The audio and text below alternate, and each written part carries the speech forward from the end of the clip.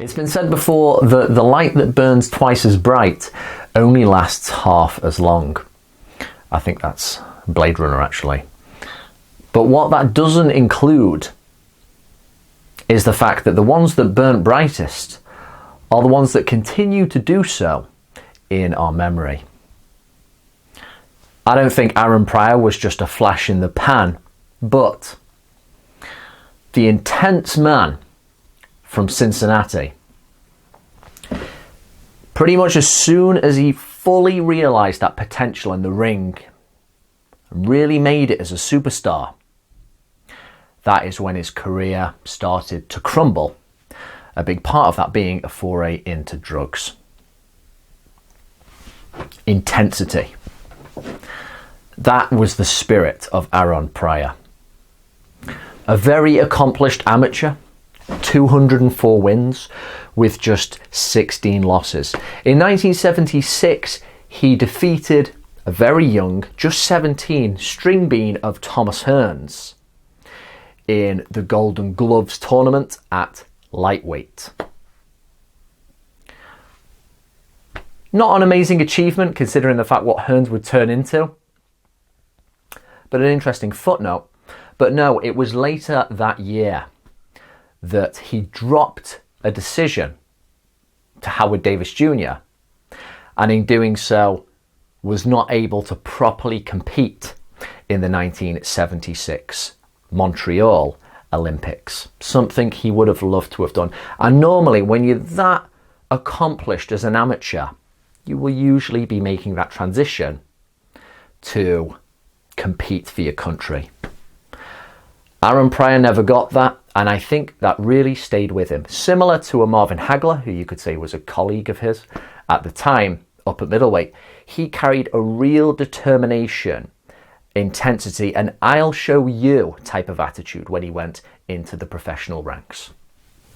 Many of his early fights, and indeed his first crack at a title, took place in Cincinnati, the same state as the great Ezzard Charles.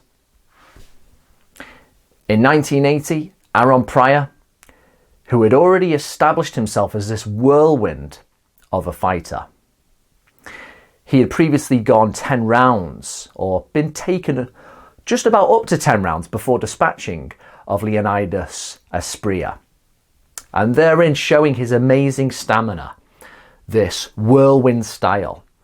And in the rare moments he did seem to get winded, he would just recharge like that at the beginning of a round and charge straight at you, which became something of a signature. One of the very few fighters in history, you could say, was just perpetual motion. Henry Armstrong, yes. And what we know of Harry Greb, yes. Aaron Pryor seemed to have that same uncanny type of stamina where it would just regenerate and he would be right back in your face. In 1980, he finally gets his world title shot. This was the same year that the man who prevented him going to the Olympics, Howard Davis Jr., was defeated by Scotland's Jim Watt at lightweight. That would be the first of a few losses in a professional career that you could probably say wasn't sparkling. At this point, Aaron Pryor is ready as anything to get his hands on a world title. And in the other corner is the excellent Antonio Cervantes. It has to be said Cervantes was probably past his best at this point. But then Pryor did what he needed to do, which is win the fight pretty quickly in the fourth round.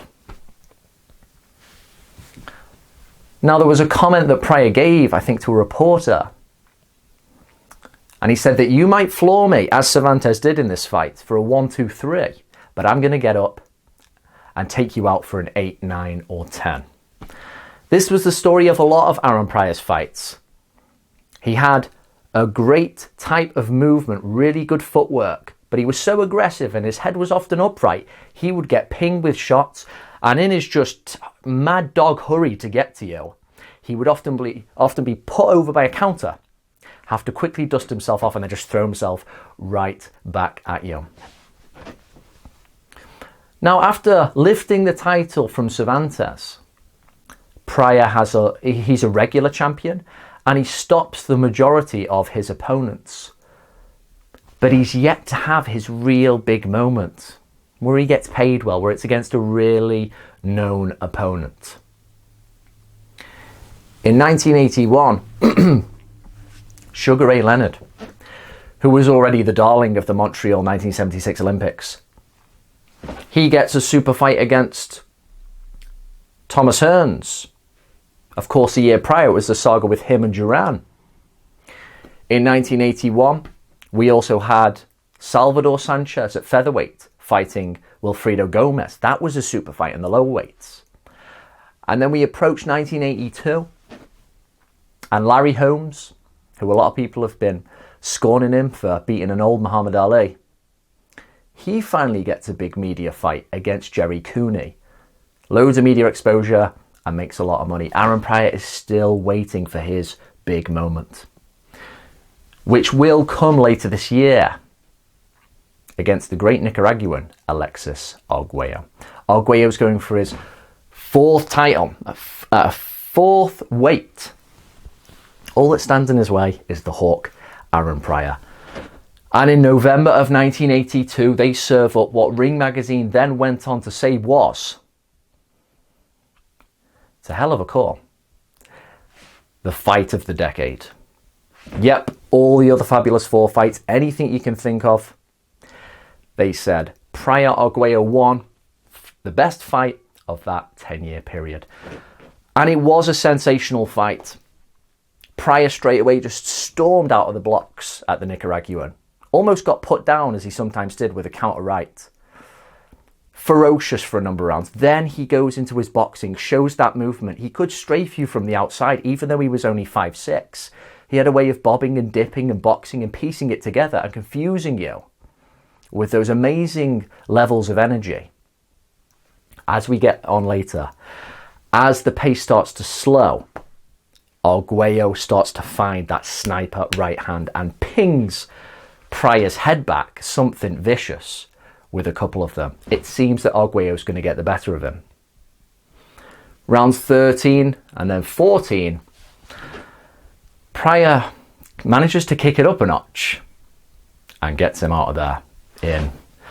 It's a fantastic finish to an amazing fight, and I can kind of see why the Ring Magazine chose it, because it really does tell a story when you watch that first Arguello-Pryor fight. The ups and the downs, the ferocity and the boxing, the great shots. That one, was it in round 13 or 12? Larry Merchant commented, it was like batting practice when Arguello struck Pryor with that right hand. Sensational. But when you have such a momentous victory, you are often left looking around thinking, what's next?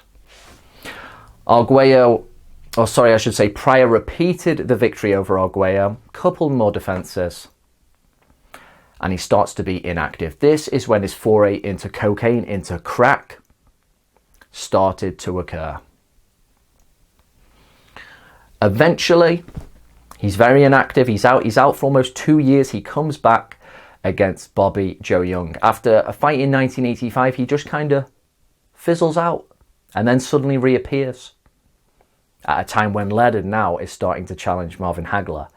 Aaron Pryor resurfaces, fights pretty competent Bobby Joe Young, and gets hit with a shot, I believe, in the 7th round. Just seems to be a glancing right hand. But Aaron Pryor cannot take the shots like he used to. He goes down, gets up, mistimes a count, and he is just not there. The great Hawk, who burned so bright, just doesn't have it anymore. A few ill-advised comebacks, and he continues to battle with his drug addiction. There was even some domestic violence along the way. He really almost completely capitulated. But he did manage to turn his life around a bit. He remained great friends with Alexis Arguello, his classic rival, and lived until the age of 60.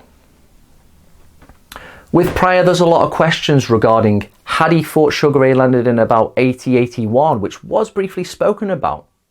What would have happened?